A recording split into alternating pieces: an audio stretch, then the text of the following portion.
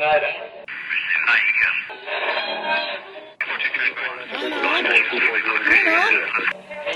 is that you? There, I think I got it.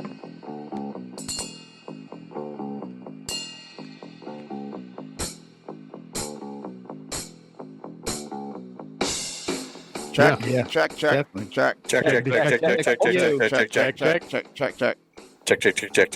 I think we should. There we go. You know what? That could be actually our video.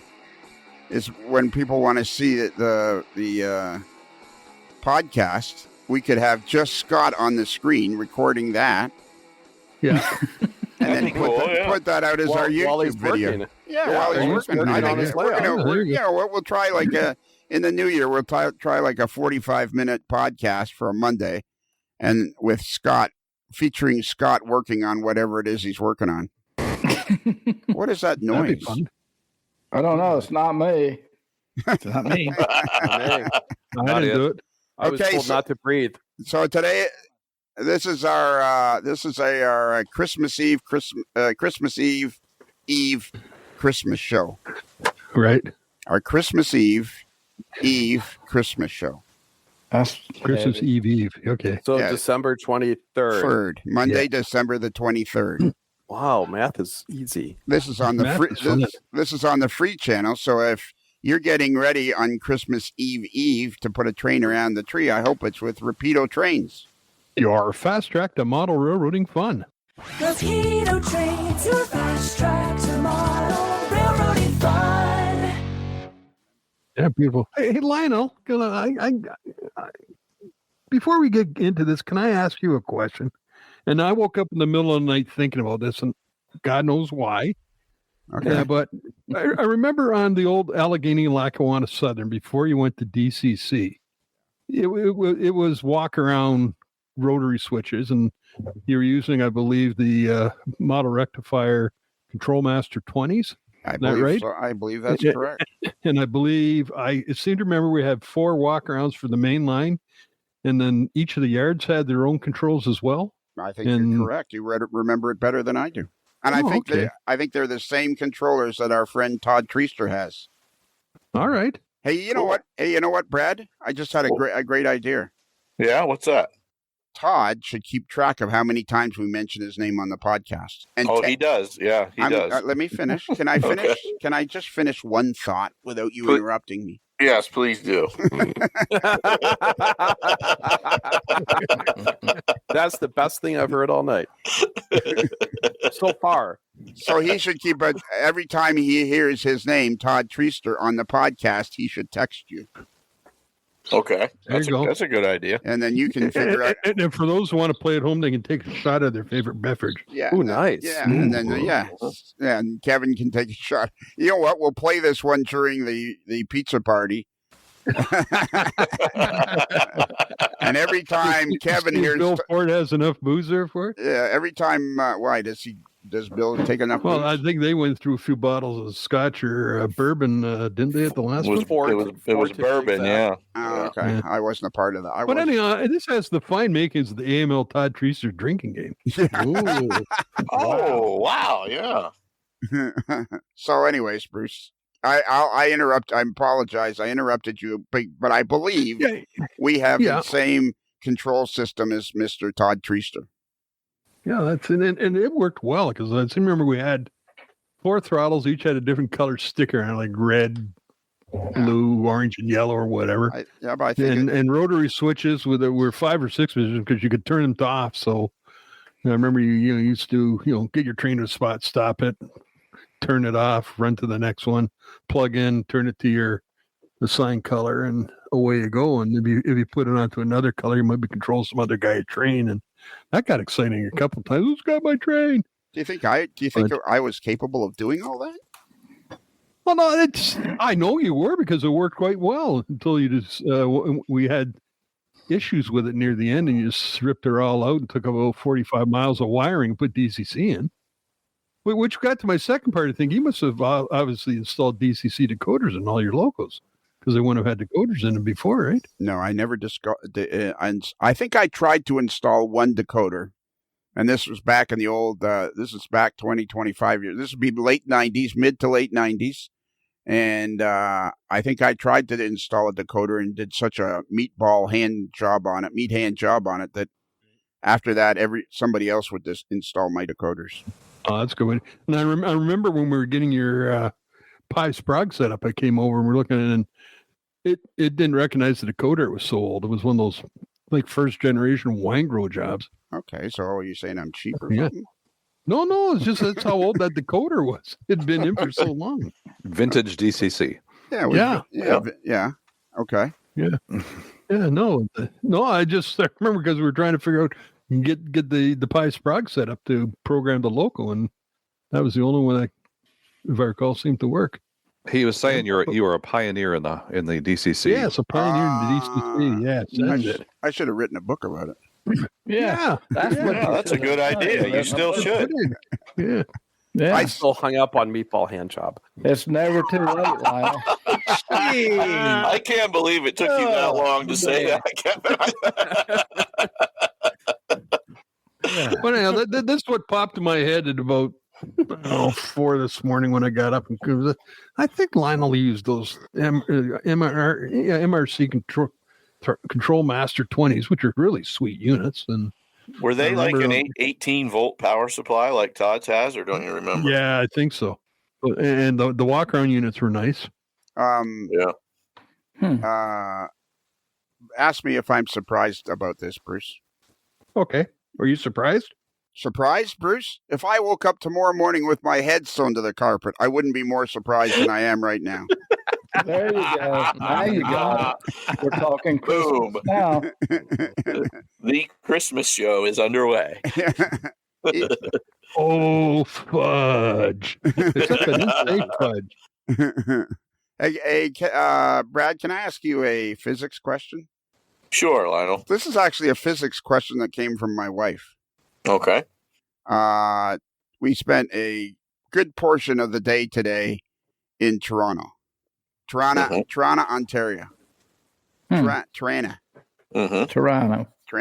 and which is not where the Ottawa Senators are. No, Yes. not at all. But anyways, on the way home, we were forced to drive home in rush hour traffic, and we got always fun driving home in Toronto. Toronto has bad traffic, but not as bad as people think. I don't think we have bad traffic. I think we have stupid drivers. Yes. If you get rid of the stupid drivers, the traffic would be outstanding. Well, there you go. Anyways, we came to this particular part about halfway between Toronto and the town I live in, Barrie, Ontario. And if you stay in the left lane, my wife discovered years ago, when you're in rush hour traffic, if you're in the left lane, it almost always comes to a full stop. So anyways, we get to this one particular part at Highway 9, and I changed over to the shoulder lane. It's a 3-lane, both ways freeway. And sure enough, just before we got to the exit, the left lane comes to a complete stop. The middle lane gets down to about 15 or 20 miles an hour, and the right lane stays at around 30 miles an hour. But the left lane, there's always like 10 cars that are completely stopped. Which makes no sense whatsoever. It really doesn't, but it happens a lot. Yeah. Boy, just one time, I'd like to be able to finish a thought without being. I hadn't said anything, Lionel. I appreciate that, Scott. Were you going to say fudge, Lionel? No. Okay. I don't really use that word. I'm not really a fudge kind of guy. I go way beyond. I'm very proud of you, Lionel. Yeah, I'm not a minor. I've never been a minor leaguer when it comes to language. Wow. Okay. So far we got meatball hand job and fudge. Got it. So anyways, I said to my wife, I said, you're 100% correct. Like she noticed it several years ago. And I turned to her and I said, I wonder why it does that. Why does it do that? And she said, without missing a beat, well, Scott's a physics. It's probably a physics thing. We should ask Scott. Not Scott, Brad. Scott. It's a physics thing. You should probably ask Brad. The left lane stops first. I'd have to read up on that. The guardrail lane, yeah. Why? Yeah. It's the physics of the cars moving Man, you're not a teacher. Yeah. There's no way. There is no way. There is no way. But he stayed at a Holiday Inn Express last night. Yes, I did. You know, it's The only physics thing I can tell you about situations like that, Lionel, is you don't ever want two objects occupying the same space at the same time. So you go to the lane where there are no cars. Okay. Mm-hmm. My wife just came in here and said, "Could things get worse?" And I said, "How could things get worse? Look around you, Ann. We're at the threshold of hell."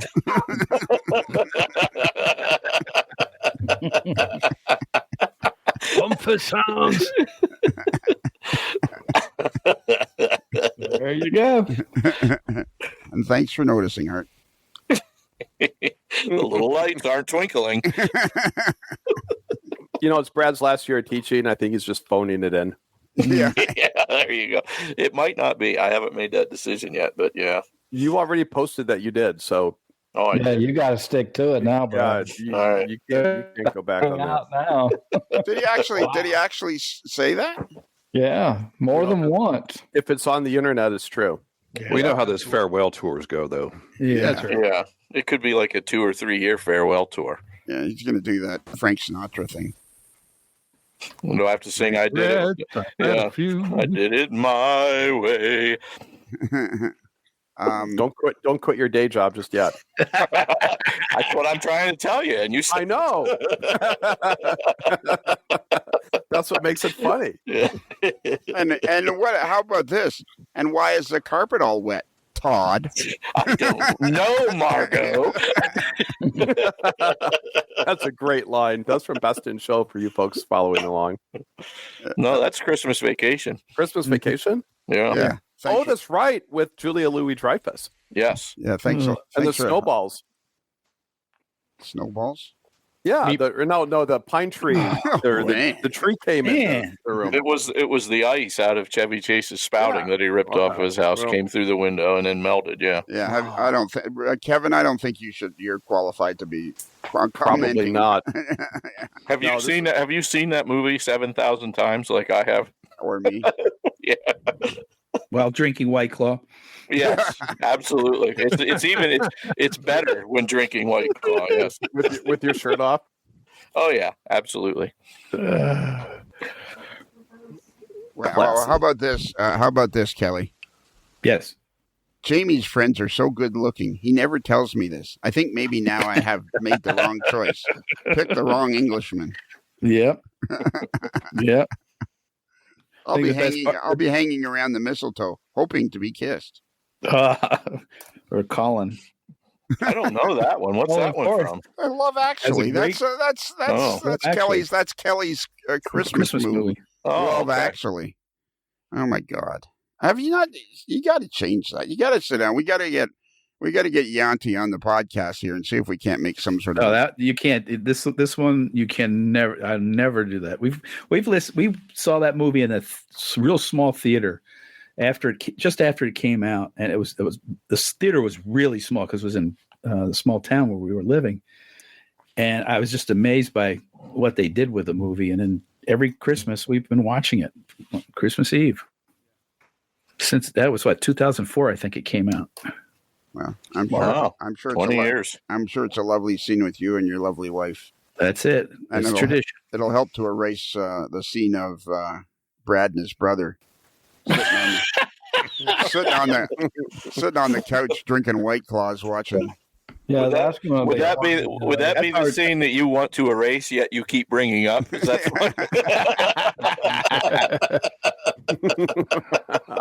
That was funny. Hey, Seth Gartner. Yes. Wow, you sound good now. Yeah, he does. What's your favorite Christmas movie? Probably gonna have to go with Christmas Vacation.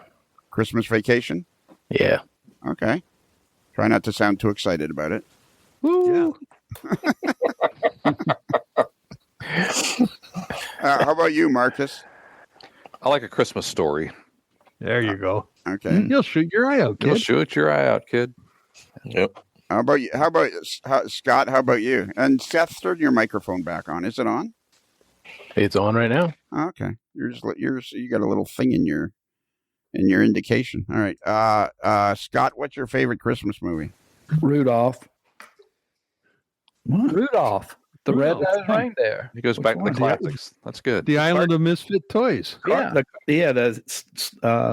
stop animation, or what do they call it? Yeah. And then my next one after that would be Elf. Jeez. When was the One last movie I think I've seen once, and I just cannot stand Elf. I think that's the only Will Ferrell movie I've ever liked. Yeah. That was pretty funny. When was the last time you saw Rudolph? Probably 15 years ago. Yeah, exactly. You got to watch it every year. That's you got to watch. What movie do you watch every year? Oh, Christmas Vacation. There you go. Copycat. But you watch it every year, but it's not your favorite. Oh, it is my favorite. He's got more than one favorite. Wow. Yeah. Well, then why wouldn't you say that when I asked you that? Well, I didn't know you wanted to know my current favorite when I thought you meant my past favorite. He's pulling for the underdog. You are the biggest bullshitter I have ever met in my life. No, I that's love not you, true. Lionel. That's not true. That's not true. I've met others, I but you're love you, Lionel. definitely a Hall of Famer. There you go. First ballot Hall of Famer. You're a first ballot Hall of Famer. There you go. That's what we're shooting You couldn't give a straight answer to a question if your life depended on it.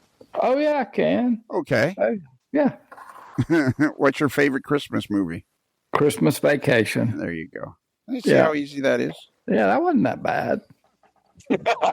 Well, once you put your mind to it. Yeah, I just had to. I wonder if Go they ahead. have in Christmas Vacation. Do they have any Rapido trains? Your fast track to model railroading fun. If it's N, if it's H-O, the fast track is Rapido. Actually, I don't think they have any trains at all. I don't think they do. That's kind of sad, isn't it? It is sad. I know in a Christmas Story in the window of the Higbee's department store, they got the Lionel trains whipping around, puffing smoke and doing stuff like that. There you go. Home Alone's a good Christmas movie too. Mm-hmm. Yeah, it is. The first one. Marcus, let me ask you this question: Is White Christmas actually a Christmas movie? Well, you would think by the title it is. Yeah, exactly. It's a trick because there's barely any Christmas in it. All they did was make a movie to sell a song. That's where I stand on that. I think you're right. No, Scott, you're not going to get any residuals from this. Okay. Well, it was worth trying. I know, Scott, I got to tell you, on a podcast, I was just listening to a podcast. I think it Oh, was good. I think it was Helpers on the Curve, which was, I think, last week's Patreon. Helpers on the Curve? Yeah, it's a great podcast with. Is that like Riders of the Sun? No, it's the intention was because the intention was to have stories, have Todd Treaster. I mean, that's like 5 times already. Everybody take a shot. Yeah. You really are promoting Todd today. Yeah, Brad's phone is buzzing again.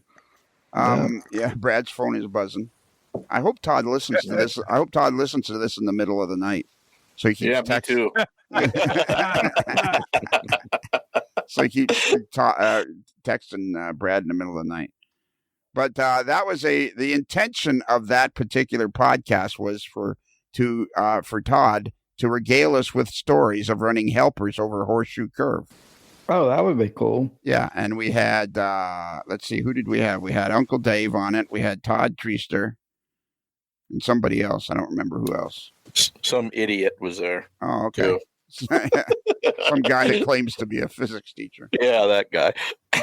And anyways, fairly quickly the whole thing changed because what we discovered was that the first time that Uncle Dave ever went to the Station Inn in Crescent, Pennsylvania. And for those of you that would like to book a room at the Station Inn, you can go to their website, and it's stationinpa.com.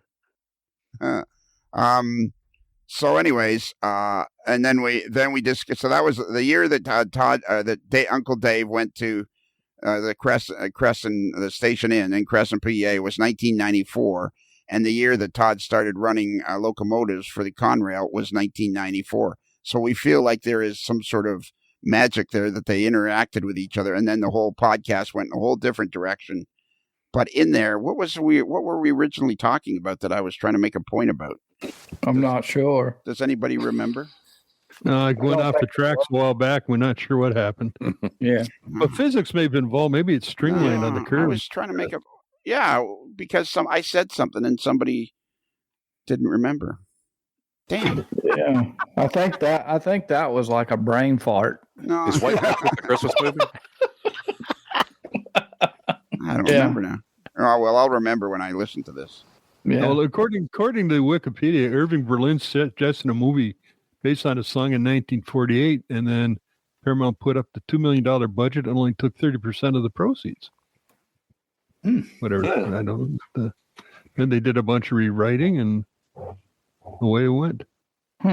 Released Christmas Day, 1955. My Wikipedia page said it was released in 1954. Huh. Who is breathing into their somebody's making noise into their microphone? Sorry, that was probably me. I was enjoying a dessert libation. treat. A libation. Yeah, no, you're right. It is 54. They released a clip of it on some NBC show on 55. I bet it was made in 54, but released in 55. Like a Kinda pickup truck? Like a Principal photography took place between September and December 53. And Kevin, are you enjoying your Christmas libation through your nose? That's what I'm asking. Sounds like a dang horse drinking from a trough. I know.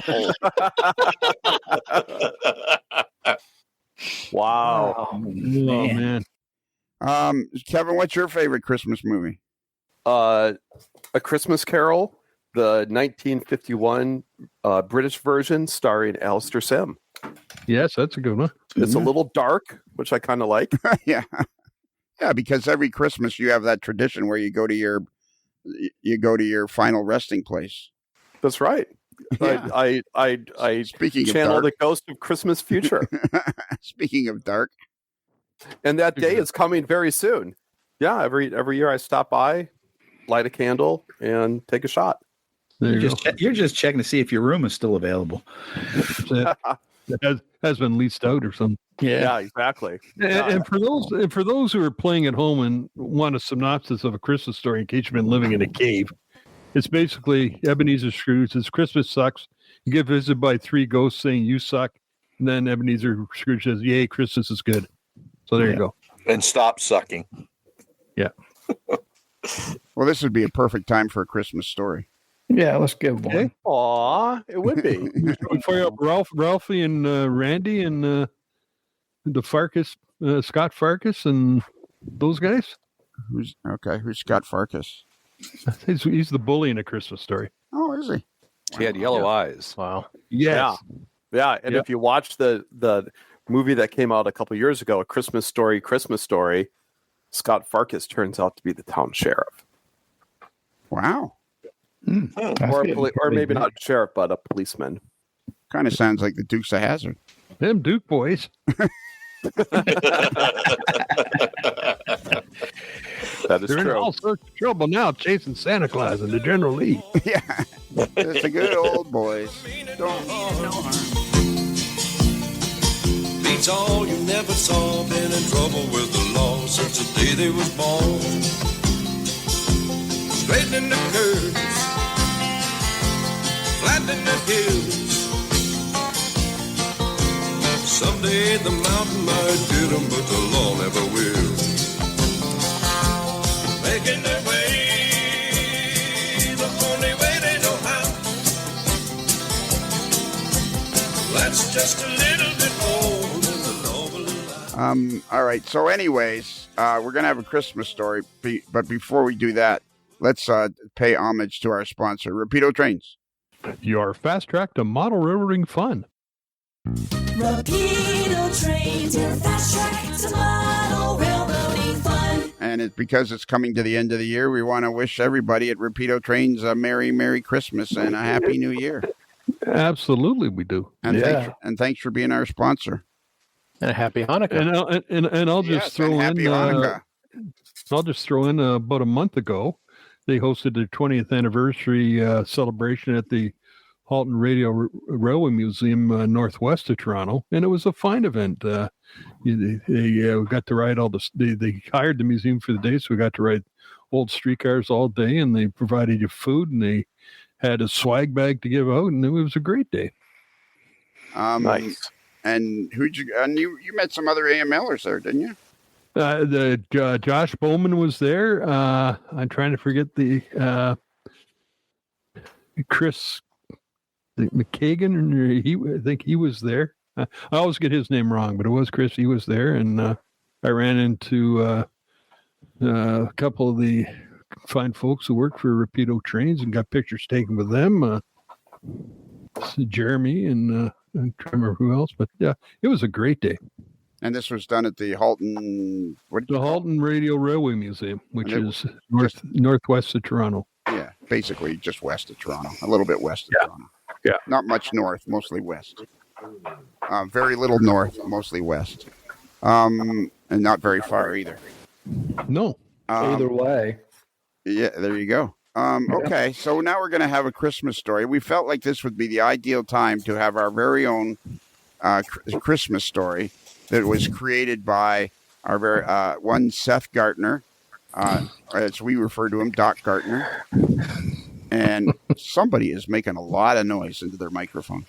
And our very own Kevin Hardpart Marks. And involved also Marcus Neubacher. Yes.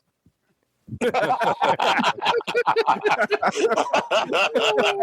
it away, Shiner. Thanks for listening, everybody. That's all we have time for. That was a great story. Yeah, I want to thank sit you. by the fire every year and just listen to that. It just makes my heart warm. I would think. Did he say he has heartworms? Yes. Okay. There you go. Sorry, Kevin. I didn't mean to interrupt. No, that's okay. I was expecting it completely. So who wants to go first? Doc, you or me? Who's on You first? started, Kevin. All right. So first we have to set a premise.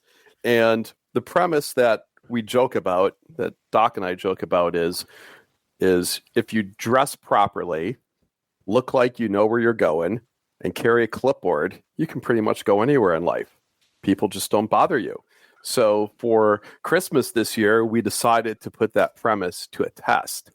And we needed the right scene to do so. And knowing that Marcus is involved with the Polar Express at the Is that North the Carolina. Polar Bear Express? I don't know. Someone calls it a Polar Bear Express. I don't know who. Me. I called it the Polar Bear Express because when we very first interviewed Mike May and we talked about it at length, I always noticed that the illustrations of the Polar Express were very similar to the old Coca-Cola Polar Bear thingamajiggers, and I got it confused because the illustrations were very similar. So I started calling it the Polar Bear Express, which went on for 2 or 3 episodes, and nobody corrected me. But We were trying to be the movie nice. did have a polar bear in it, but it was cut out. See, that's what happens, Lionel, when you focus on the pictures instead of the words. Things get misconstrued, maybe. I don't know. So there may have been a. Can I just digress here for a minute? Yeah, sure. Brad It's your just show. Why not? Brad just reminded me of a Christmas story that I have. Oh, All right. And it was for years we played floor hockey at the Y every lunchtime. A group of us from town, a bunch of business guys, played floor hockey at the Y for had to be 10, 15 years, and it was a great thing. We had like this, very similar to the AML Nation. We had 10, 15, 20, 25 guys, and at Christmas we'd all get together. But after the game, we all were in I guess you'd call it the executive locker room or whatever. And one day we're sitting around talking, telling stories about letting employees go. And Dave, who was the editor of the local newspaper, told us the story. What is that noise? plane just flew. The plane just flew over the house real low. One of those real big airplanes. No, it's a prop. It's not that. It's not that. Jesus. Not me. Might be a drone. Hey, it's a drone. No That's drone. Probably. They shoot drones down here. Oh my God. This is going to be a good Christmas show. Oh, isn't it? It seems like every year we try to do a Christmas show, and every year it is a complete and total disaster. Yeah, it all started with the scenery. Yeah. Yeah. And that's an old joke from Kevin Ziska, who said that scenery was like sex because, what did he say? The more you do it, the better you get. Right. Okay. And that was goodness. That was from that was a Christmas show. That was, which was I should have known at that point there will never be another Christmas show. 2020. And because everyone after that has been a complete disaster, as is this show. So what was your story? I'm on the edge of my seat. Yeah. So anyways, Dave, who is the editor of the local newspaper, we're talking about, somehow we got talking about releasing employees from their duties. And he says, I never liked doing that. And he says, I had to fire a guy just a couple of months ago at Christmas. And we're like, what? He said, yeah. He said, I couldn't figure out how to do it. And I always hand out turkeys. So I said to the guy, here's your turkey and you're fired. Oh, jeez. Brutal. Wow. Brutal. Savage. Wow. Yeah. And he didn't seem to see the problem with that. So will I be getting a turkey in the mail from you sometime soon? Yeah.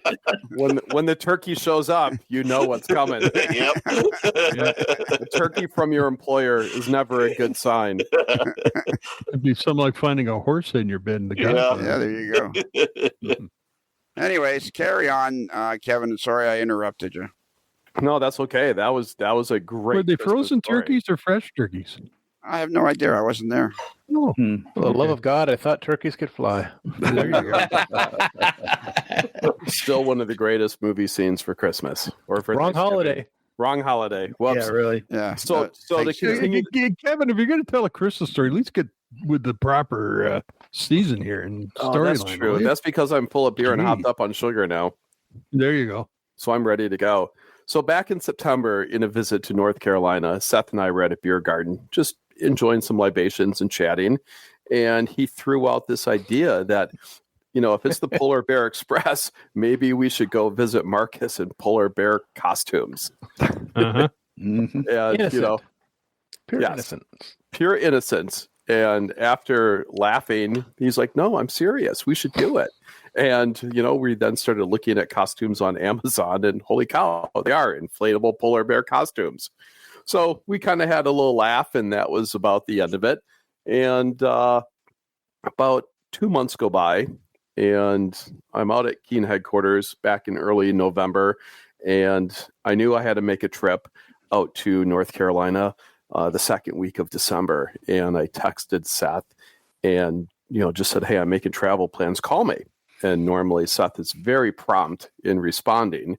And I didn't hear anything. And about an hour and a half goes by. My phone goes off, and it's a FaceTime video. And I answer the call, and there's Seth in an inflatable polar bear costume. Oh, beautiful. In his dining room, and I just started laughing. And he goes, I got one for you too. And I'm like, all right, this is why we needed to talk, because I'm coming to North Carolina and let's make this happen. And you're wearing a polar bear costume. So I get to North Carolina. Wow, it was only a couple of weeks ago, but it seems like a long time. So I get to North Carolina, and we had to figure out, how we can pull this off. And, Marcus is a bit... Go ahead. So I started texting Marcus. And I'm like, hey, Marcus, what do you really do at the Polar Express? And wasn't unsure if he was actually a character or whatever. He's like, oh, I help park cars, and I help troubleshoot, and I send people where they need to go and do different things. He helps park cars? That's the one thing I don't do, actually. I thought it was. But I was pumping you for that information. But I do flag the crossing occasionally when the train's coming by. Right. Yeah, that's right. So I'm like, So is this a Carolina thing that people just can't tell a straight story without? That was rude. I figured we can find Marcus. He's going to be out there someplace. We'll find him when we get there.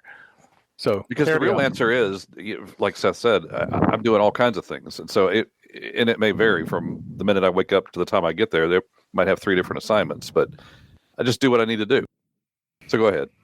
So you're findable. It wasn't like you're going to be stuck on the 3rd car back in the 2nd train and whatever else. So Kevin, Kevin, Kevin, you got to move that microphone away from your nose up a little bit. All right.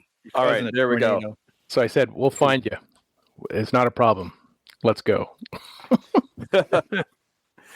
So the big day comes, and Seth's wife Claudia was kind enough to come with us so she could actually take video of all of this, because when you're in an inflatable polar bear costume, it's kind of hard to take video. No tactile control. Exactly.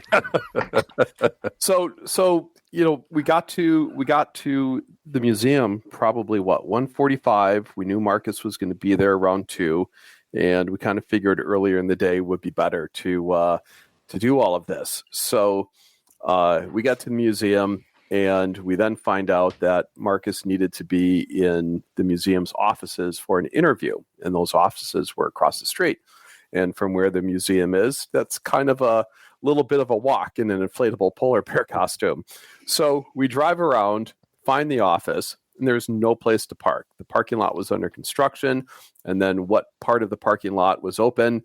A Winterfest was going on, so it was completely full. So we drive around some more, and we see a parking spot back at the museum right across the street from the office.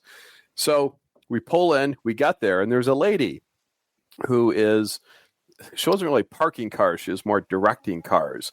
Yeah, we just parked. We said, this is a good spot.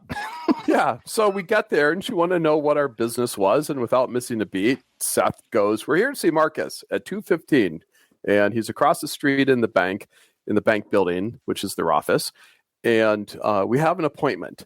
And we're going in the door by the parking lot side. Right. And you said go in the side door. So Seth was able to say enough things that gave us credibility. Again, act like you know what you're doing, and you can go anywhere.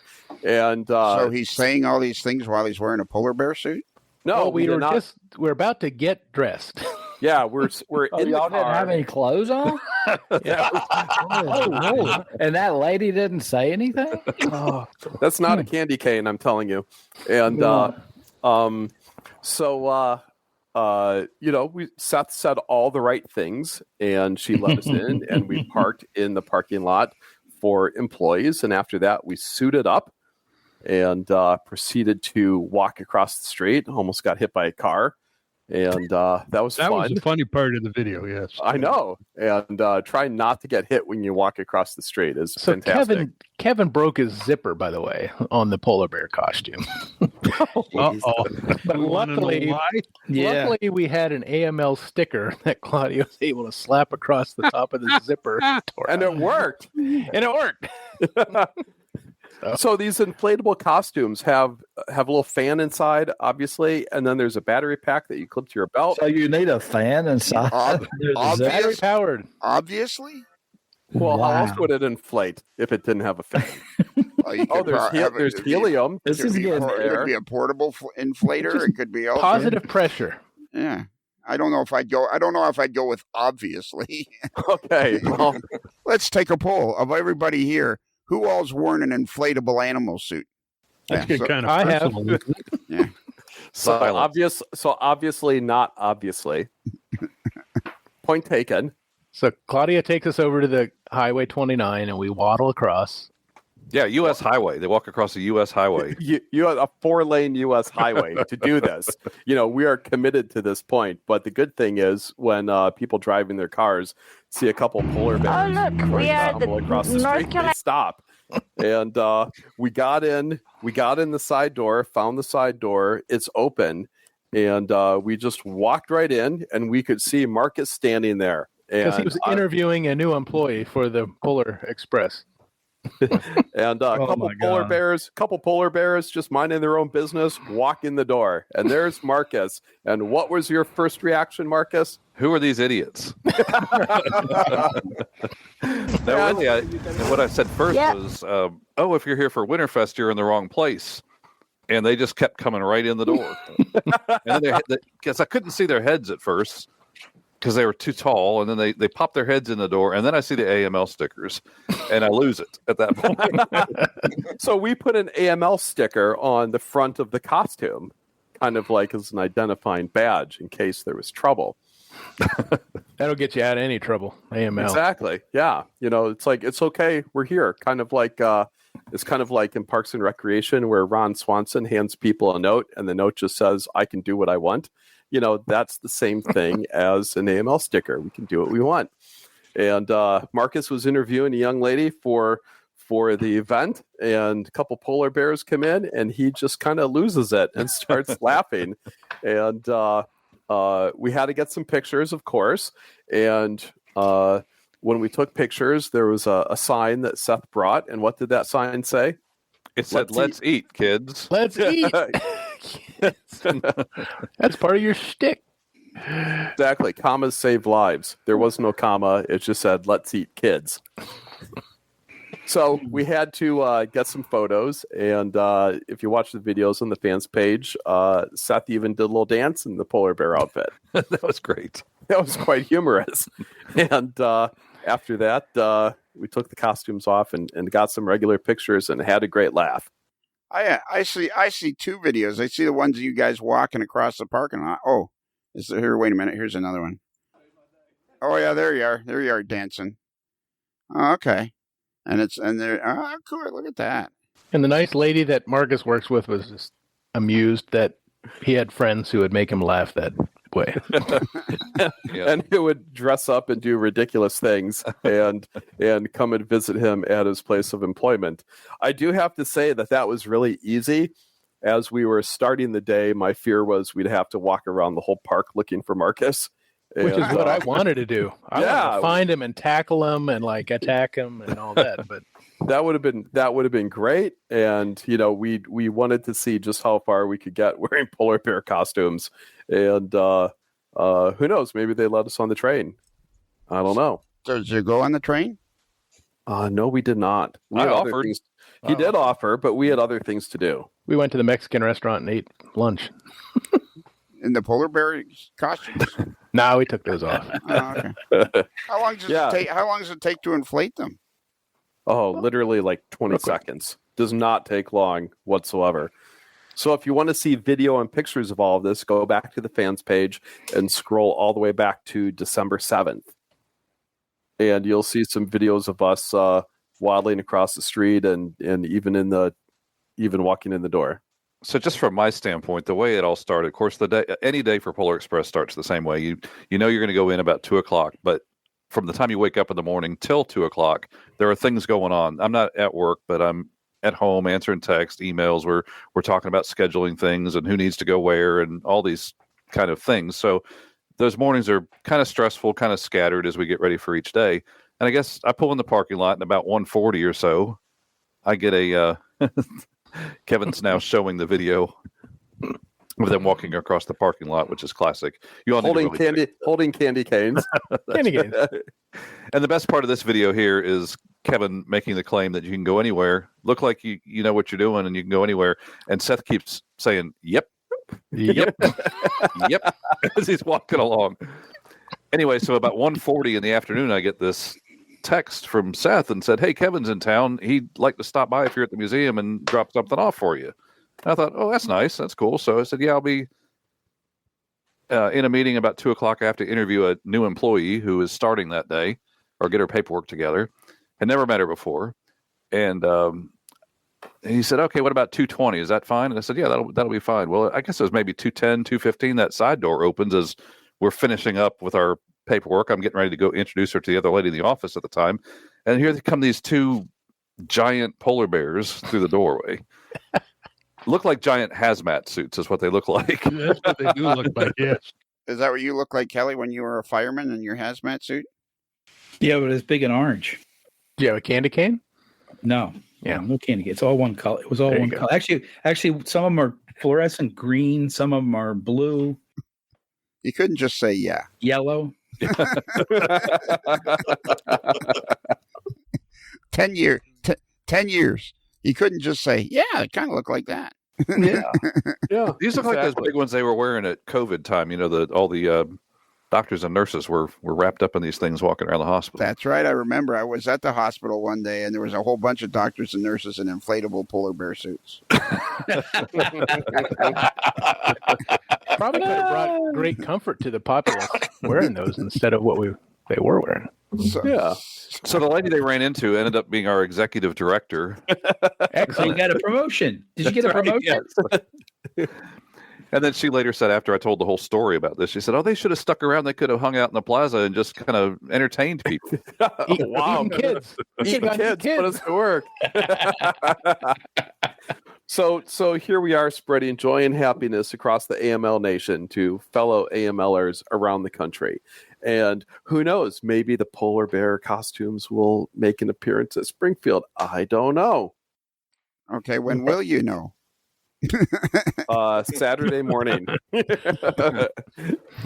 Maybe you can give us a heads up. Yeah. there'll be cheese ball dust all over them. Yeah, there you go. And then they'll be orange polar bear. Yeah, and maybe we can because we'll have the trays that Scott made. Maybe once they get covered with orange cheese ball dust, they will look like Kelly's hazmat suit. There you go. There, now we're getting somewhere. Yeah. I did make them. The hazmat suits? You made hazmat suits? You made hazmat suits? Yeah, For the polar bears as well. What a talented lad you are. Jeez. I told you I was useful. So what, Seth, what gave you the idea to do this? Because, okay, Seth, here's where I am deeply confused. I'm sorry. Yeah, me too. Like there was a few months ago, I said to you, hey, let's do a fireside chat with Seth. And I could tell by your lack of enthusiasm that you really didn't want to. And you were avoiding me. It was like I was like trying to serve you with a summons, and you kept avoiding me. It's like jury duty. Yeah, exactly. So I'm fascinated by what was it that prompted you to do this?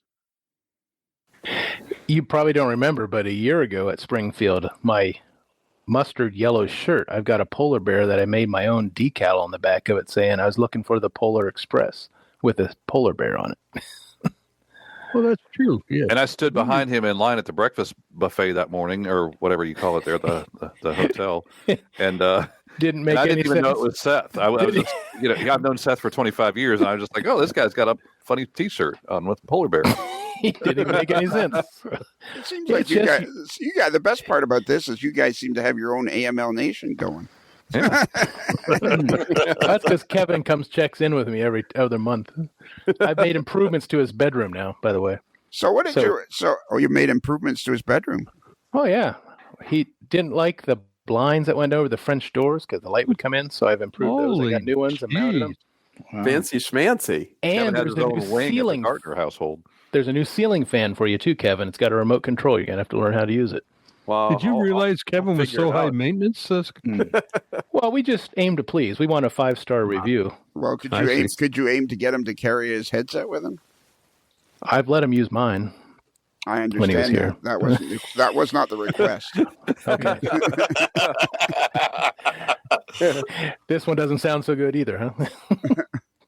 No, sounds great. Fine. But if he's in a hotel in, say, Portland, Washington, how would Oregon? Yeah. I'm sure he's got Lionel. Haven't you seen how many shoes and boots he carries with him?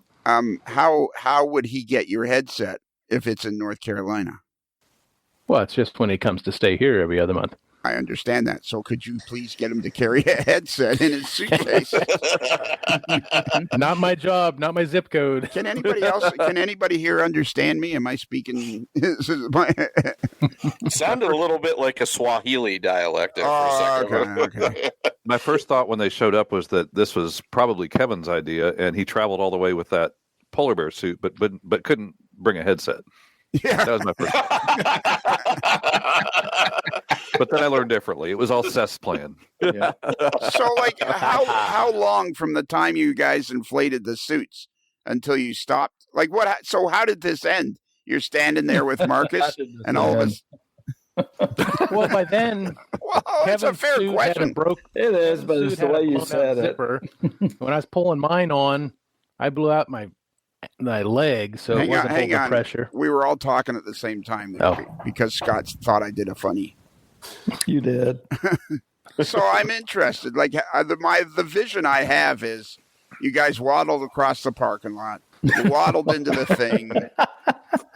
Marcus invites you to spend more time with him. You blow him off and say you were going to want to go to a Mexican restaurant, and all of a sudden you guys are standing there and you just pull the plug on the suits and it goes. Yeah, pretty much. Kind of like autopilot an airplane, right? So how long from the time you inflated the suits until you deflated the suits? Like, what was the time frame for that? 15, 20 minutes? Yeah, I'd say 20 minutes. Wow. Yeah. And how long did it take you to get across the parking lot into the building? Oh, that was like 8 minutes out of that 20. Well, that's because Kevin didn't want to. He was looking for a parking spot right outside of Marcus's office. I think Kevin has an aversion to exercise. But we ended up finding a place, and we loaded up and had to go across the street to it. It was closer than any other things we could find parking on the street by Marcus's office. Yeah, there's no parking. We drove around the block a couple times, and there was absolutely nothing available. By the time we did find something, it was so far away. It's kind of like, let's just go back and park at the museum. It's actually closer. It was. So, Marcus, there's no parking at the North Carolina Transportation Museum? Oh, there's plenty of parking. Where they ended up finding parking, though, was where we were having our staff temporarily park because the Winterfest that was taking place across the street took up the entire parking lot that is at an old shopping center that is generally overflow in town parking. So all the town parking was taken up by Winterfest people. And then the actual Polar Express event didn't start for another hour or so. So those people weren't there yet. We have quite a bit of parking for the public, but it's not near where my office is. So where's your office in relation to the park? The top of the big shiny building with all the mirrors. Since it's a 60-acre site, my office is across the street from our gift shop building, which is just one of several of our buildings, but that's not where the main parking lot is. The main parking lot is down by the train station where everybody gets on the train and then goes from there. So it was a good stretch from the main parking lot. They would have been very entertaining walking from the main parking lot to the. We could have made money. You could have. We were probably offering to take pictures with polar bears. People like $5. Yeah. $5 pictures with polar bears. So are you offering to do that at the Springfield? Yeah, $5. $5, sure. Okay. So can we? We'll donate half of that to your fund. Sure. Or just stick it in your pocket. And So Marcus, so your office then is not. So I'm looking at a satellite view now of the North Carolina Transportation Museum, and oddly enough, I guess it just so happened that the satellite was going across when these guys were walking across in their polar bears. There you go. How about that? White clouds. Wow. So I see. So is your office across the street from the museum? If you look at the biggest building on this museum property, that's the back shop. And if you come across the street from that, across the 4-lane highway, there's a bank building, what used to be a bank building, and that's where our foundation offices are. Go north. Yeah, just right across from the back shop and what we call the master mechanic's office, which is the office space for other people. Some of the state employees are over there, all the state employees actually, on that side of the street. And then we've got some of our foundation people on the opposite side of the street, and some are on the actual campus of the museum. So you're in Rogers Hot Dogs? We're near Roger Dogs. Shout out to Pam and Roger Penix. Wow. Yeah. Shout out to Pam and Roger Penix. That's right. Do they have a website? I don't think they have a website. They have a Facebook page, though, and their son works for Norfolk Southern, so they are How do you spell it? So is there a Rogers Dog Facebook page? Roger Dog's Facebook page. Yes, there is. Yes. Roger Dogs. Do I need to say more than that when we're talking about a Facebook page? I know. It's almost like it's his first time. Yeah. And then I woke up, and there it was. It was all a dream. It was all a dream. It never happened. Those are the best. So yeah, I'm even looking at the Roger Dogs Facebook page. What did Roger, Spencer, literally Spencer, Roger North Dogs. Carolina? Okay. Yeah, that's it right there. I think I'm looking at the wrong page because it only has 8 friends. They had chili beans in pot 3 days ago. I don't quite know what chili beans in pot means.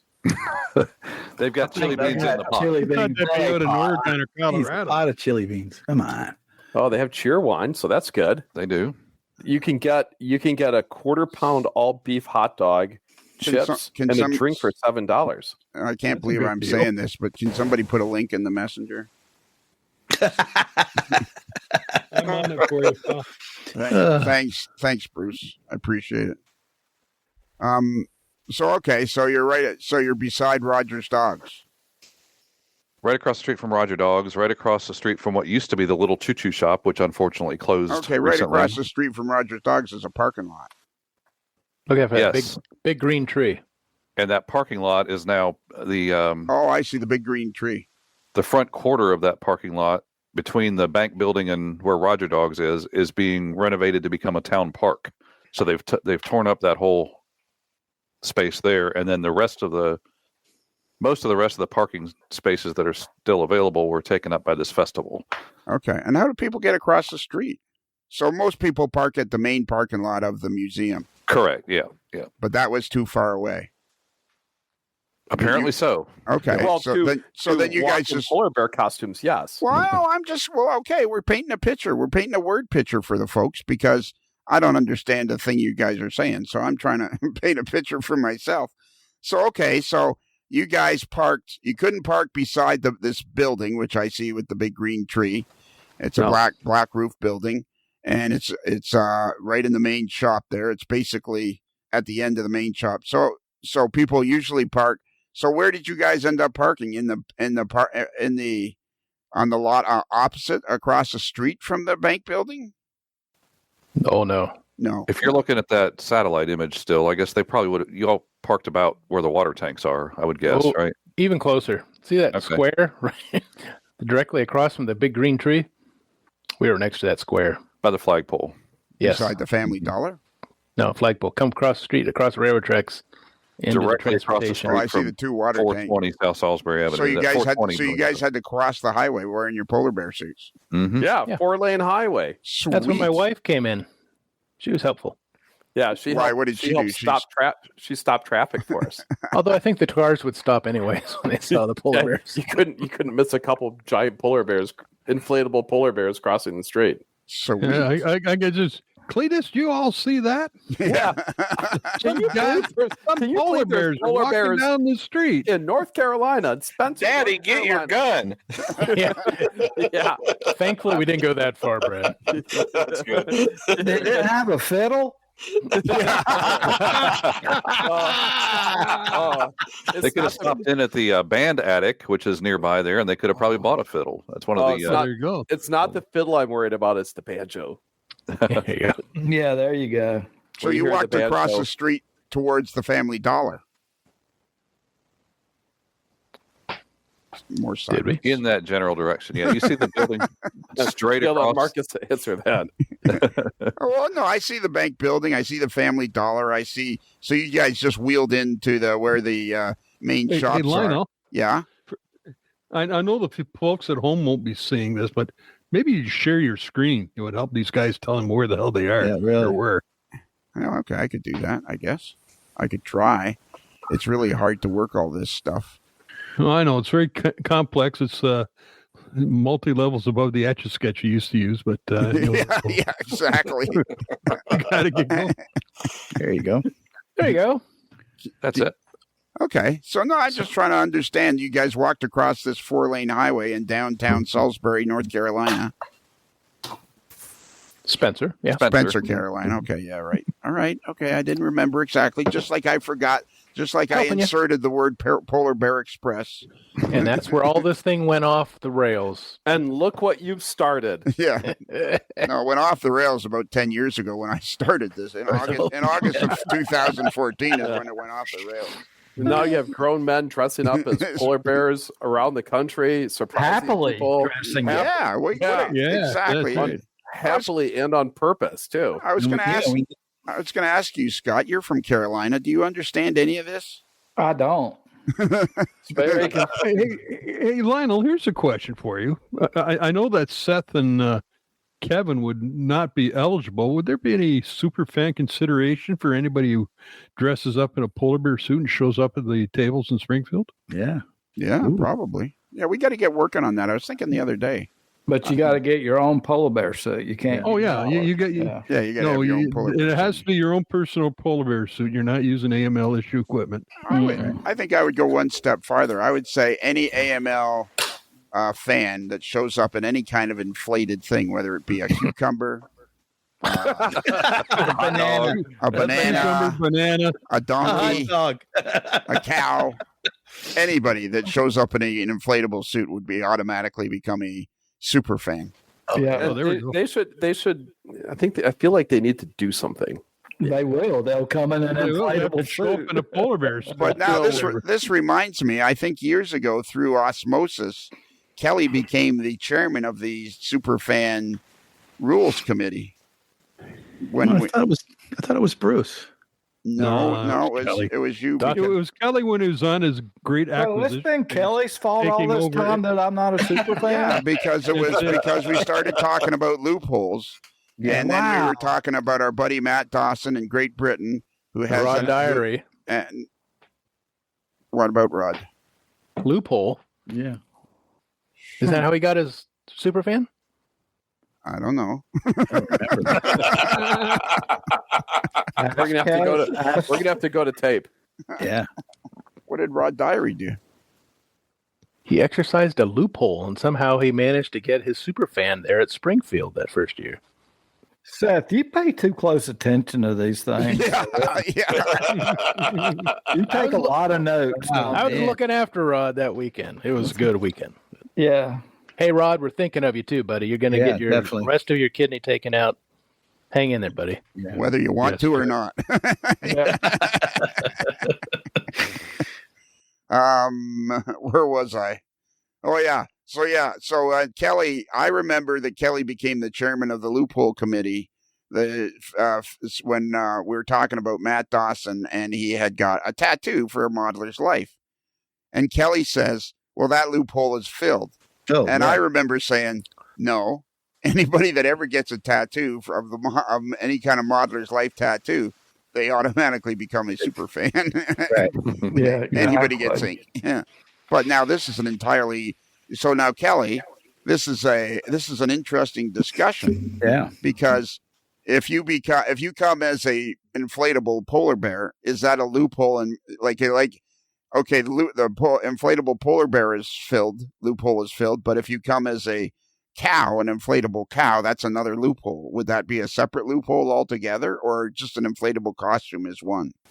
Wow. I don't know. That's a good question. I was thinking along the lines of what happens if there's two cows showing up or two. Well, you have to know this. Yeah. Kelly, 'cause you're the loophole guy. I'm gonna have to look through the big book to find out. Yeah, you gotta look. Oh, through you the wrote a book? Yeah, Book of loopholes. yeah, the big book of loopholes. Loophole man. Lots of loopholes. It weighs 35 pounds. So Yeah.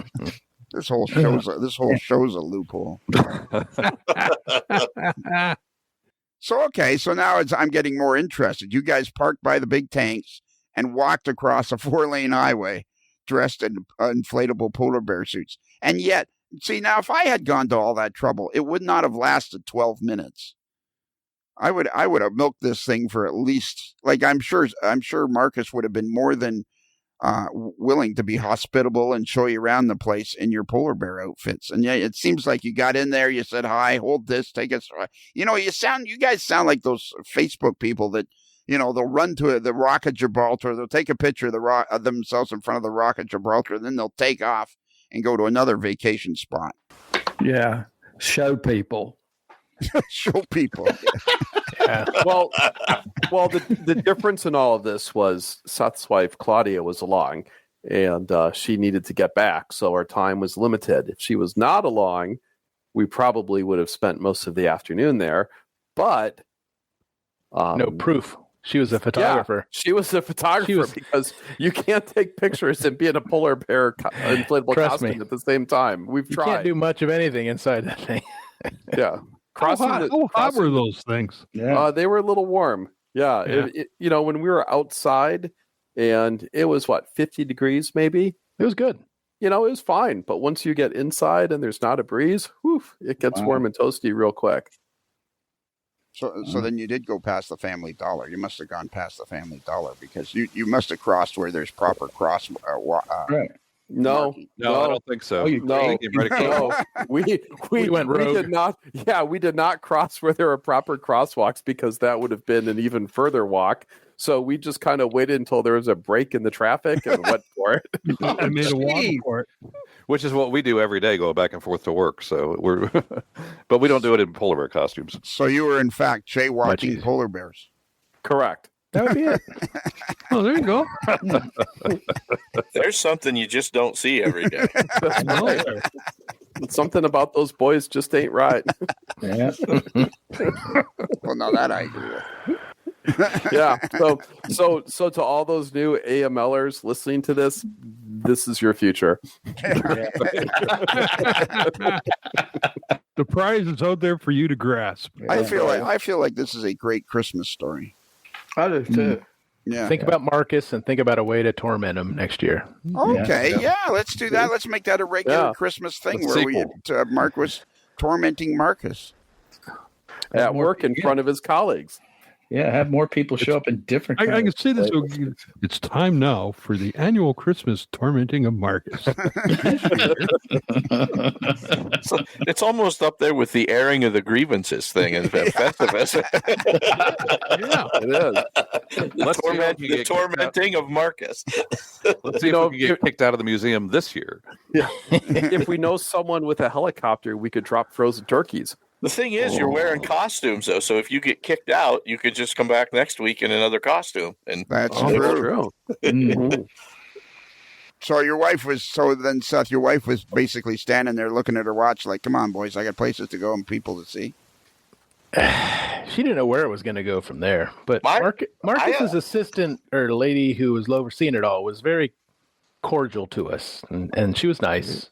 I'd have never met Seth's wife, but I'm imagining her thinking, we need to get out of here before anyone else sees us, maybe? Well, I was more like along the lines, these guys are going to end up having the sheriff called, and then it's going to be a hell of a mess. And I don't want to be seen on the news with these jokers. At least I finally started to realize what was going on when I saw and heard Claudia, because Claudia was laughing and doing the video. That's kind of what my first tip off was. This must be something to do with Seth. What I'm imagining is me sitting in front of my psychiatrist going, and so then there's these two guys that were wearing polar bear costumes. Yeah. One guy's a doctor, the other one's a shoe salesman. and then she said, hey, had you had your meds adjusted recently? In the meantime, she's reaching under the desk for that special button that's there. Security. Trust me, Bruce, my initial envisions of all this was to find Marcus out and about doing whatever, and then two polar bears go kind of waddling into a scene and find Marcus and attack him. See, if you would have gotten there a couple hours later, I probably would have been up on stage doing the announcements or something for the pre-show, and then seen two polar bears waddle up in the background. That is really what you probably wanted to be. Yeah, we would have gone up on stage too. Oh, absolutely, you have to. Yeah, I'd have pulled you up on stage, no doubt. Yeah, we would be dancing next to you while you were making your announcements. Well, so then that just proves to the whole world that none of this is scripted. Exactly. There you go. Or that 24 was just a practice. Who knows what 25 will bring? Practice run. That's right. Yeah, exactly. They've shown the concept as possible. Now they're going to go back and fill in the details on it. Yep. Yeah. Proof of concept complete. Were you able to repair the polar bear suits? Yeah, it took about a half hour. Yeah. Kevin's was pretty torn up. I had to like put the zipper back together and reverse it. Now I'm picturing Seth sitting at home sewing up polar bear costumes. Yeah, really. Oh, truly, I did. The elastic on my end of my leg was blown out. Claudia had to keep tucking it in my sock to make it stay inflated. Otherwise, the head kept coming down on me. You might want to invest in a little better quality polar bear suit. It was proof How of many concept. options are there, really, Scott? I mean, I don't think there are.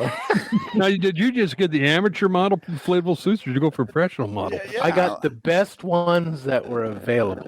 Okay. Wow. Somebody's buzzing again. Not me. Uh-oh. Seth. Seth. Uh-oh. Seth.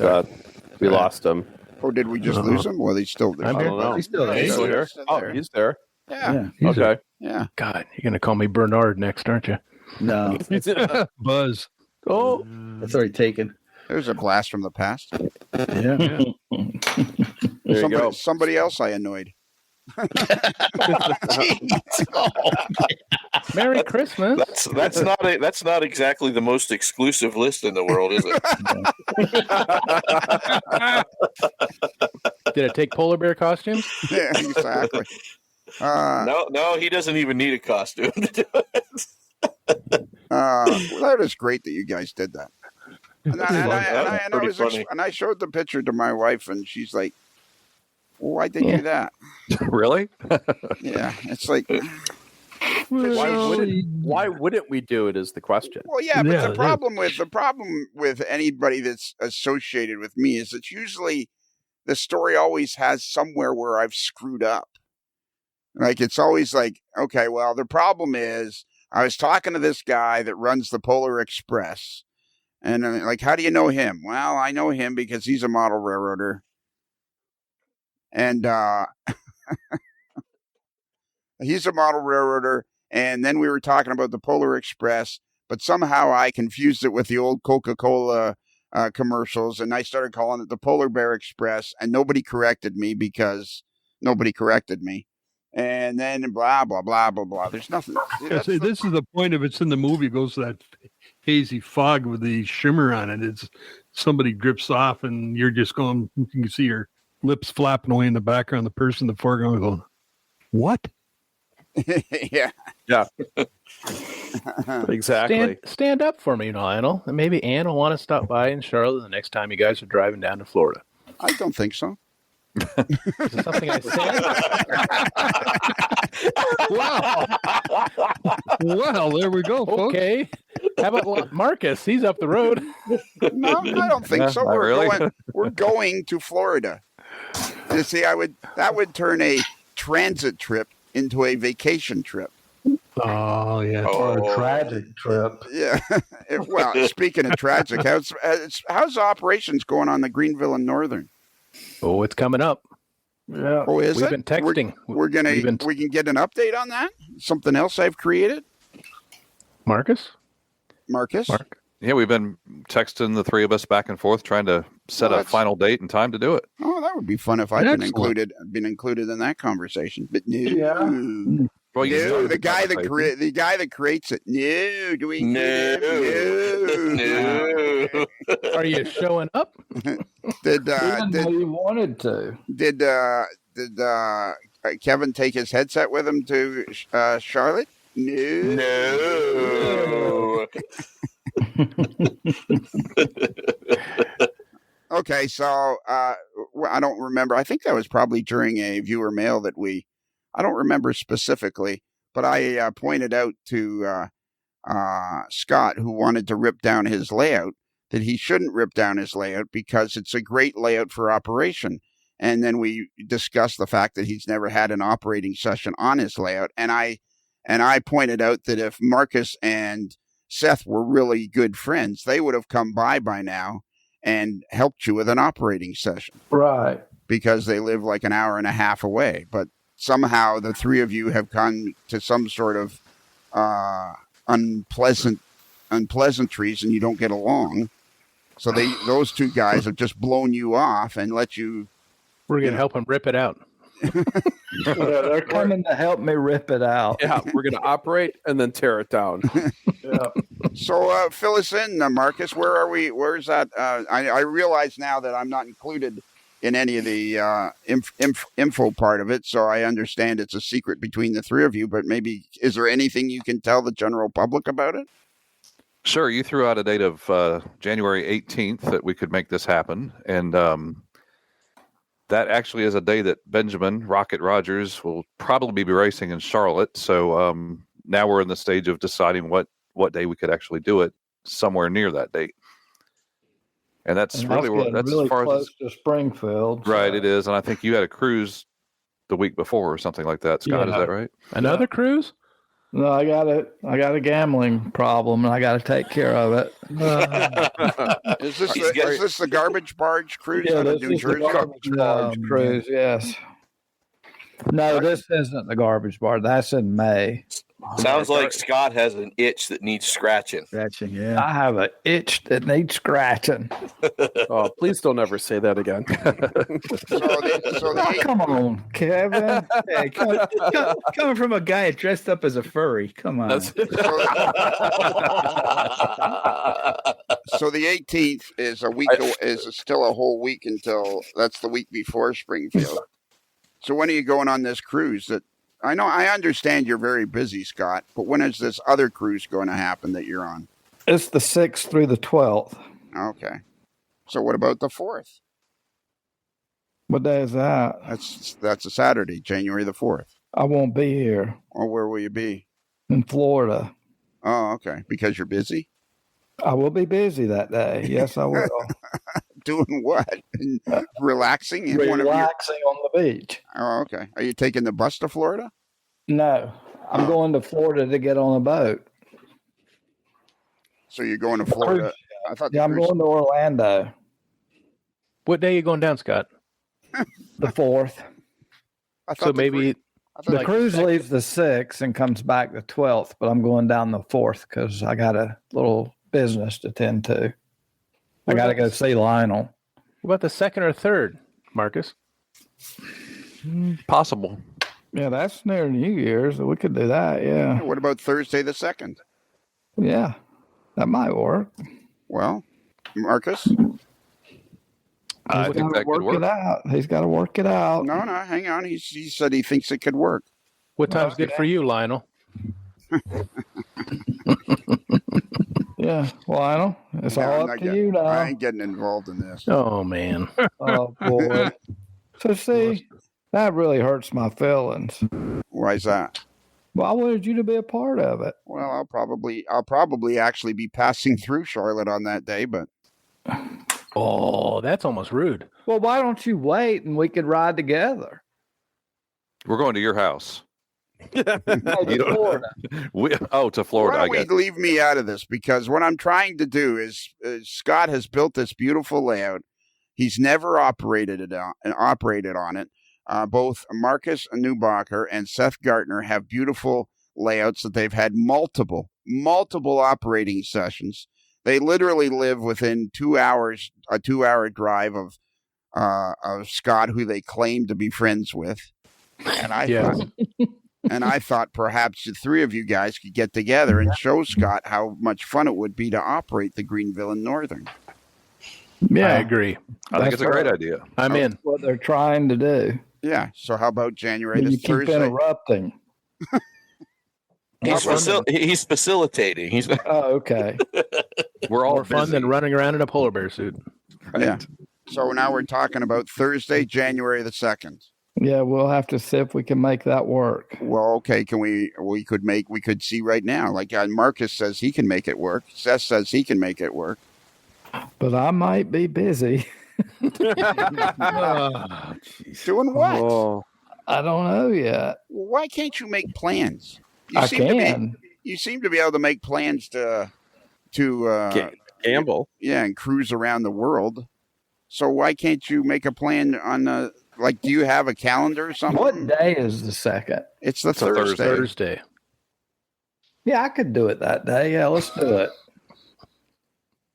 I am not getting paid enough. I am doing it on the 2nd if everybody wants to. If not, we'll pick another day. We have. This is AML history. these great moments in AML history. The beginnings of the operations on the Greenville and Northern will commence on Thursday, January the 2nd of the year 2025.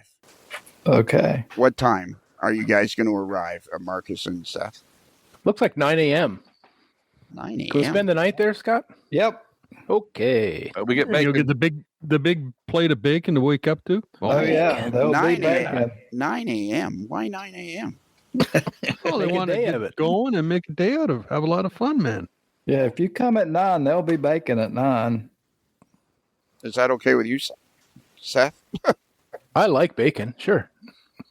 You can't go wrong with Is that bacon. okay with you, Marcus? Absolutely. Really? Mm-hmm. Geez, I'll just be rolling out of bed at that time. Yeah. Well, no bacon for you. No bacon for me. We'll just save you some bacon bits. I tell you what we'll do. We'll take videos of it. So it's all set. So people can expect some photos to appear on the AML, fans of the AML page on Facebook.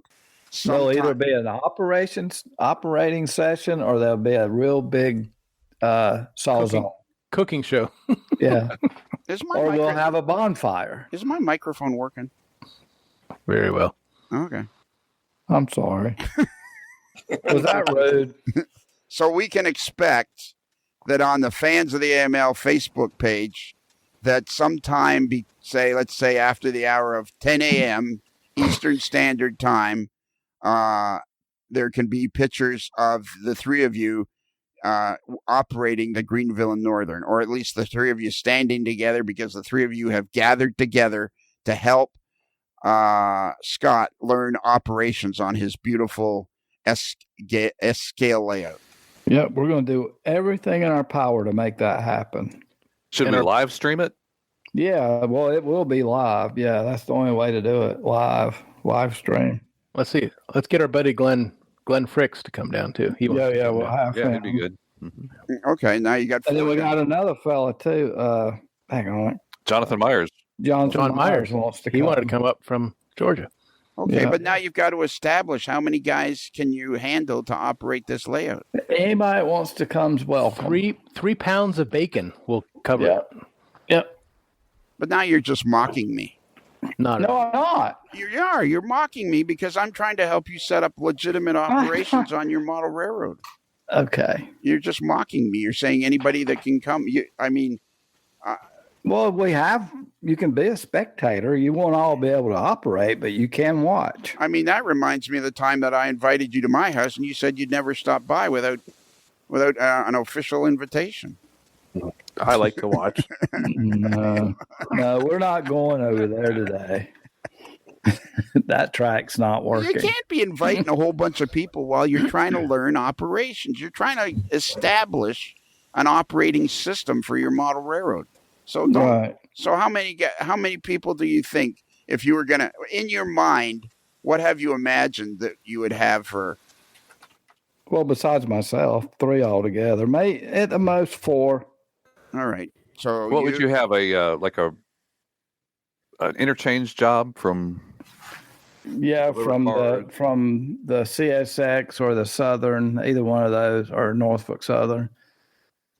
And you would have that, and they could work that yard. And those people, when they ran out, or that guy, when he's out of time or needs something to do, he can work the junkyard. But you can also have 2 people crews. That's right. Well, yeah, and you could have 2 trains running, that day because the line was really busy. So you could have 2 70-tonners running, and then you could have the chop nose running, and possibly an RS1. Is There's a the lot pool- happening on this layout. Is the pool heated out back? Yep. Oh, I went swimming Thursday. So you guys are going to invite Glenn? Is it Fricks? I always thought. Yeah, who's that? It's Fricks. Okay, we got to get him on the podcast to talk about the slipping and switching society. Is somebody sleeping? Yeah, that's Kevin.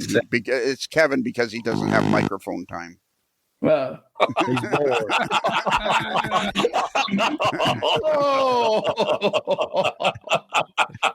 He used to just breathe into the microphone. Yeah. He's Yeah, passed no, out but- after drinking. Just between us, I get plenty of microphone time. Kevin loves to be part of an ensemble cast, so long as the ensemble gathers around him. Oh man! Wow. I would think anyone who's been at an AML barbecue knows how tirelessly I work to make sure everybody has a good time. Absolutely. I will never be able to thank you enough for all that you do at the AML events. Hey, Lionel, speaking of, when are we going to start advertising the pizza party or promoting it? Saturday night? Sure. We can do that right now. Yeah, because we want to make sure everybody knows it's on again for this year. Do we Okay. promote anything else? Yeah, let's promote. We'll promote Springfield. Yeah. Thursday night, we get together for dinner at the Longhorn Steakhouse. Now, Yep. because we are Bruce, correct me on this. Yes. First off, Rapido trains. Your fast track to model railroading fun. If it's N, if it's H-O, the fast track is Rapido. See if you can back me up on this. I'll try. Transparency is paramount. Yes, Accuracy, not so much. exactly. Okay, so this is paramount. We have transparency. We get together on Thursday evening to have dinner at the Longhorn. I think it's the Longhorn restaurant right beside the steakhouse, Yeah. right beside the hotel. Yep. Yes, that is so far correct. Okay. This year, you people have got to go ahead and have dinner, and if I don't arrive on time. And Exactly. here is Yes. why, because the drugs that I am on, I can't drive more than about 2 hours at a time without taking a nap. All right. So I may not arrive until like 10 p.m. And I don't want everybody standing around going, when's Lionel going to get here? Because we don't know when Lionel's going to get there. It depends on when And Lionel. it's not really that important if Lionel's there for us to eat. Well, so it seems to be. It seems, Scott, to every year it seems to be wildly important to you. It is. Well, it's important. I just want to make sure you're driving safe. I always. They're making That's the reason I keep bothering you. They're making up. Hey, Lionel, they're making up for leaving you behind when you went to the. Yes, exactly. Oh, that's long forgotten. No, it's never going to be forgotten. Nothing is ever forgotten. That is burned into my brain so far deep. No, that's like a bygone. That's, No, it's not even close. No. That phone call is burned into my brain and my wife's brain. What do you mean? That was my first in-person experience with the AML Nation, and Lionel was missing. And I can still hear my wife saying, "What do you mean they left?" I don't know. I got here and everybody's gone. Gone where? They went to dinner without you? Apparently so. Yeah, that's how it went down. You brought Is this that the up. converse of, hey, dude, where's my shirt? It's like, where's Lionel? There you go. Where's So Lionel? so we have a great get together dinner on Thursday night that everybody's invited to. If you want, it's just very loosey goosey. What time is dinner going to be on Thursday? 6? Yes, let's say 6. Let's say 6:22. Ish. Chris Wayman, if you're listening. Chris Wayman. and Precisely 6:22. Yes, precisely 6:22. And Chris, you are not the only one that's invited. Other people are invited too, but it seems important to Marcus that you're there. Well, it's very important to Chris to know exactly what time dinner is. What are we eating? When are we eating? Oh, 6:22, Chris. There you go. 6:22. And then Friday we set up the booth. And that's what I was going to tell you way back. That's what it was. Good job, Scott. Way back when I was trying to remember what it was, why I went off down that story. When we were doing Helpers on the Curve with Uncle Dave, Todd Treaster, that's another drink, and Brad, the nutty professor, stubby professor. Another drink. Nutty works too. Yeah. Yes, that's true. I was explaining to Uncle Dave, that he had to understand that you are the table master Don't get into it with Scott when it comes to setting up the tables, because he is in I fact thought that was the rule that we all followed. Well, that's what I was explaining to him. Don't cross Scott. You cross Scott, and your table may not get set up. You look meek and mild, but Yeah, there you You go. might get a chair upside the head. Wow. just like WWE wrestling. There you go. Or tool time with Scott. Yep. We just want this to go over very smoothly, and there's no need for too many Indian chiefs doing one job. There you go. Just follow whatever. So then on Friday we drive the AML mobile into the building. Scott, But this year it will be in reverse. I don't think so. You told me you wanted to try it in reverse this year, and I said I'm up to it. Yeah. I think my mind must be going. Guys seem to remember a lot of stuff that I don't. Yeah, you said you. I remember you said it on more than one occasion. You said, "I tell you what, guys, what we need to do this year is when we do the annual driving of the AML lead car into the expo center or whatever the place, the hall. We want to do it in reverse." Okay. Who's driving?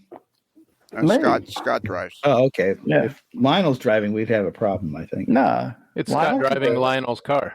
Oh, Why that'd be would a problem. we have a problem if I was driving? Well, it's like driving in a garage. I'm not the guy walking around. You're going to be walking around in an orange tux and top hat. I don't think I'm the one with the problem. I have a sign. Kevin is the pedestrian clearer. He clears all the pedestrians out of the way for us. Wide And the berth. tables and the tables. Oh, this is going to be fun. I'm so excited. I can hardly wait. And then Saturday's the big show. Yep. And then Saturday night's the big pizza party. Yeah. And you have you secured the room, and you just remembered just this week to do it. You'd forgotten. I did not forget. It's been done. He just has been lacking on getting me to sign. That's why I sent you that, because he just sent me the signed papers. I wanted you to see the date on it, but I couldn't get it. I signed like a month ago, and he just signed like last week.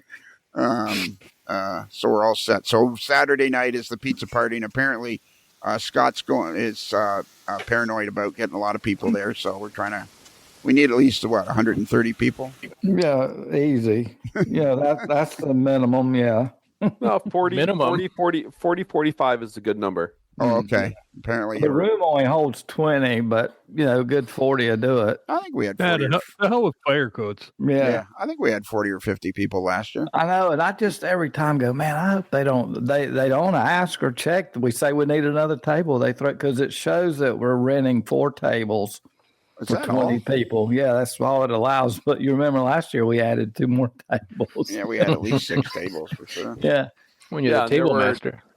Exactly. Yeah, when you're the table master, you do whatever you want. Yeah, I know. I told him, I said, I am the table master. We need 3 more tables, and there we are. Voila. They said, yes, sir. Yes, sir. 3 bags full. Yep, there you go. You need some ice with that? Nope, a whole bucket of it. I can't believe this is a show. We're still on. And there's other people out there that are going, I can't believe that's a show. All right, that's it. I think we're done. We are done. Are we done? We are Are done. we done? We're done. We done. covered a lot of ground. Stick a fork in that polar bear costume, and we're done. Yeah. That's another hole. I'm looking forward. I'm looking forward Sorry. to when we record viewer mail after January the 2nd, because that's going to be. I'm looking forward to getting a full blown. That could be a show all by itself. Why don't we just record it on the 2nd? No, Ooh. I don't know where I'll be. Okay. Don't come to my house. I'll be in Greenville. I had no intention of going to your house. I felt like that. We've been getting that vibe all evening. Right now, I can't go anywhere. I can barely get from my garage to my car. It's like I can't hardly walk at all. So Yeah, that's like my mom broke her hip this past week. It's not good. yeah, exactly. Sorry to hear that, Scott. Yeah, right. Yep. Me too. Sucks. But anyway, talking about not getting around. Yeah, exactly. It's hard. All right, Yeah. that's it. Kelly, can you give out our email address? Yes, I can give out the email address. If you want to reach us through email, you can reach us at modelerslife@gmail.com. That's modeler with one L like Polar Bear Express, not two L's like Holly on the tree. Wow. Hey. You grabbed it. Christmas theme. and Well everything. done, Kelly. Knocked it out of the park. That's the second Were you working on that all show? No, That's actually, what all when we talked about the Christmas show, and I go, wow, we're going to talk about the polar bear. I said, that's got an L in it. And I had it at the beginning. I think he he did pre-show notes. I didn't get the pre-show notes. There's pre-show notes. How many? maybe. Isn't there only one L in holiday? Yep. Uh-oh. Well, you didn't say holiday. He said Holly. Yeah, I said Holly. Holly on a tree. Holly. Yeah. My bad. It's that Oregon accent. My Yeah, bad. that's I'll drink. Yeah. It's kind of like that whole Sudbury thing. Sudbury. Yes, that's right. Yeah. I remember that. Yeah. Sudbury or Sudbury? No. That's another whole story. So Yeah, we've been down that road. but not everybody knows it. Back I know. away. Yeah, Go back and listen to the past episodes. You know, You'll find it. the very short version is somehow Seth was on one of his motor car trips, and he said they ended up in Sudbury. Sunbury. And we were and then somehow me and Bruce were talking about Sudbury Saturday night. Sudbury Saturday night. Yes. Yeah. And I got to know about Tom Collins. So Yep. Merry So, Tom- Christmas. Stomp Tom Collins. Tom Collins is a drink. Stomp There is Tom no Collins. way. There is no way this is a show. There is no way this is a show. Well, no, It's a show. That's a show. That's a show. And if you miss that email address, if you go to our website, amodelerslife.com, and scroll down a little bit, there'll be a picture of the moderately agitated mailboy in a particularly agitated state. What a horrible way to spend Christmas Eve listening to this. I suppose somewhere somebody's doing something worse, and we're making their life moderately better. Exactly. That's what we hope for, is that we're cheering somebody up. And They should all be feeling cheerful for the fact that the AML Nation comes together to do such great things like Quality stuff. invade museums in polar bear costumes and Exactly. interrupt job interviews and all that kind of thing. That's fellowship for you. Yeah. That's right. Fellowship. Have pizza parties at Springfield where it's hard to get a restaurant reservation, so we made up our own. Yeah, That's right. That's right. Yep. Good point. And hey guys, why don't you stick around? No, gotta go. Been here 12 minutes. Yeah, I can get you on the train if you want to ride the train. Oh, no. We're going to go down here to the Mexican restaurant. I have quesadillas. Let's go. Which is a very good Mexican restaurant. I don't blame you, really. And so then, if you like this podcast, And who wouldn't? By some Christmas miracle, if you like this podcast, That's actually the funniest thing said tonight. If you like this podcast, and You if couldn't wanna even- listen to more. You couldn't even say that with a straight face, could you? no, and somehow you decided you wanted twice as much of this every week. You can Christmas miracles. Christmas. yeah, speaking of miracles, You can go to our Patreon site, and for just a few cents a day, you can get twice as much podcasting. And even there'll be frequently you can hear Scott in the background banging away on whatever it is he's working on. That's what we're going to do. We're going to do one of these shows, and we're going to record the video, and we'll just watch Scott working as we're doing our show. well, we'll have to do like subcaptions or whatever they call it for the visually impaired. I don't think so. I think people will be able to tell what he's doing. I don't know. Right now, Scott is sending away, so that noise you're hearing. Yeah, why don't we? Yeah, that's a good idea. I'll add video captions to the whole thing. Yeah, You know how It'd be Scott's, nice. Yeah, you know how Scott's always saying how he's so busy when he's on his cruises or he's in Florida or wherever. I think it'll be nice to put visuals to all the sounds that we're used to hearing. Now we can actually see. And then I'll do subtitles because that won't take too long. I got nothing No. to do. Yeah. but at least I don't volunteer to build models for people that never happen. Yeah, exactly. That's a loser kind of thing to do. Scott can make these various different sounds and let the viewers write in and try to guess what they are. Exactly. And Guess what he's doing right now with this sound. Well, but if it's video, see, they'd be able to see what he's doing. Well, that's true. I'm slow. Yeah, that would be. Lionel, that's another thing of how long is it going to take Scott to finish a building? Yeah, exactly. That's another whole thing because is there wagering on this? We've often toyed with the idea at Springfield of having a draw and letting one particular lucky winner have Scott build them a building, but that would take forever to happen. So. Are you thinking there's a better chance of winning the "Hey, dude, where's my T-shirt" contest? Yeah, there's a way better chance of "Hey, dude, where's my T-shirt." Yeah, and yeah, you're right. And so if you for just a few cents a day, you can get twice as much of this every week. Quality stuff. And if you go to the T-shirt level, then you're entered into the game that is sweeping the nation. Hey, dude, where's my T-shirt? Because if you're at the T-shirt level, every year you get a T-shirt that's only exclusively available to Patreon members. And but then you're entered into the everybody gets their T-shirt. They're just not sure when they get their T-shirt. That's the best part. That's the best part. That is the best part. Yeah. It's like Christmas all year long. David, keep on giving. I had an extra T-shirt that was David's start size, and it was just sitting around in my southern studio. And I thought, you know what? I'll just stick this in an envelope and send it to David Start. And boom, he got the surprise. It was like all of a sudden there was a T-shirt there.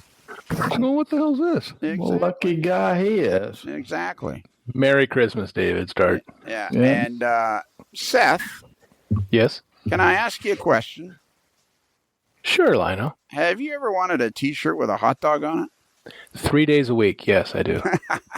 Well, if you go to which 3 days a week would those be though? Monday, Wednesday, Friday. Okay. Same days I used to golf. When I used to be able to walk. I remember those days so fondly. So are you guys going to be, Scott, are you going to be able to handle this? Can you go to dinner without me on the Thursday evening? No. I knew that. I knew it was going to be. No, I'll wait on you. And what if I don't get there till like 10 o'clock? I'll have a snack. Well, he'll have the whole skid of cheese balls, won't he? Yeah, there you go. So anyways, Seth, if you go to Midwest Model Railroad and their URL is midwestmodelrr.com and scroll across the navigation bar to other and the drop down menu AML shop. Can you guys hear me? What? Huh? What? The drop down menu, you go to the AML shop and boom, you're in a wonderland of AML merchandise. Hats, hoodies, mugs, T-shirts, and in there you'll find a T-shirt with a hot dog on it. Brad, how many of those do you own? 4. What's your favorite color? I think the maroon one is my favorite color. Okay, there you go. I think that's it. Have we covered everything, Bruce? Yeah, so we got moderately agitated mailboy, a great email address from Kelly. There's only one L in holiday. I thought I'd interrupt you. There's only one L in holiday. Oh, is there? Yeah. Huh. That's a bummer. Sure? Yeah. I think we got it all. Are you sure about that? I'm positive. I thought there was only one L in Holly. Holiday. Holiday. Holiday. Yeah. All right, that's it. Like Holiday Inn? Like a Holiday Inn. I think they stayed at the Holiday. I think Kevin stayed at a Holiday Inn Express last night. All there the you time. It sure did not come out in the podcast that he did, but whatever. No, I was a train wreck tonight, but other than that, it was fine. We're always a train wreck, Kevin. It's just if we don't do too much damage, we're doing good. Yeah.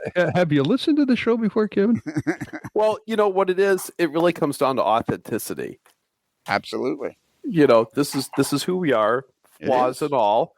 And, one of the greatest compliments we get when we see people at shows and open houses and hobby shops is people go, you guys are just like how you sound on the podcast.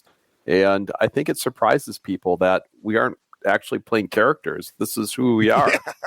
This is a great character. This is the real deal. We're always in character. Yeah, it takes a lot of work to be us. Or not. Scott, if you could get back across the room to talk in your mic. Or not. Are you back now? I am. There you go. I'm sorry. I know. Merry Christmas. Yeah. That's what I'm waiting on.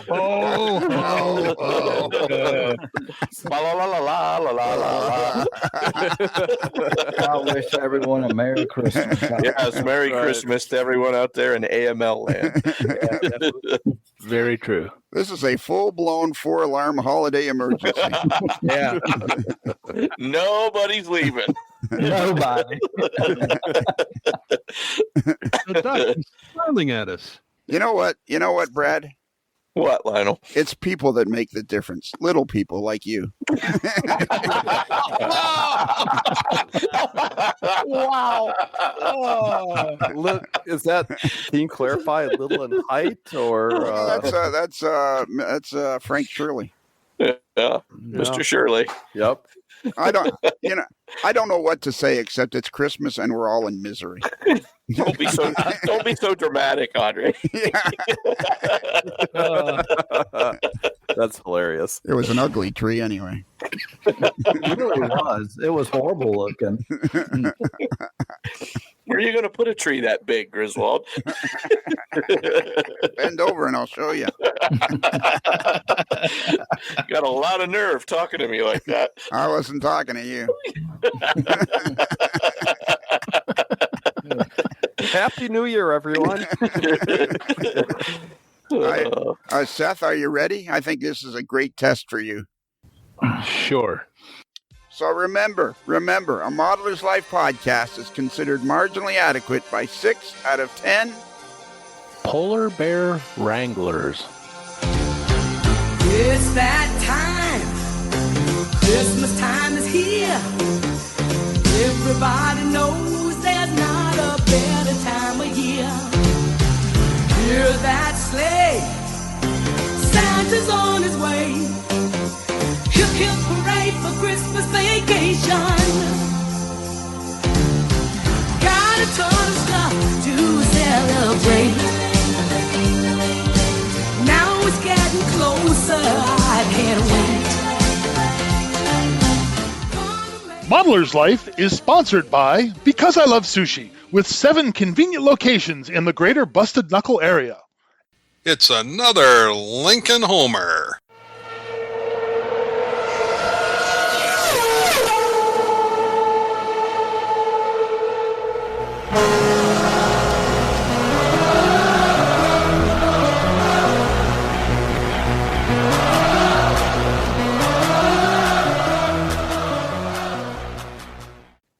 Well, that was pretty good. Yeah. You know, there's only one right answer for that question, and you nailed it.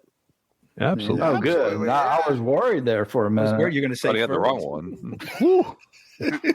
Yeah, anything with polar bears in it was acceptable. Exactly. That was a good answer.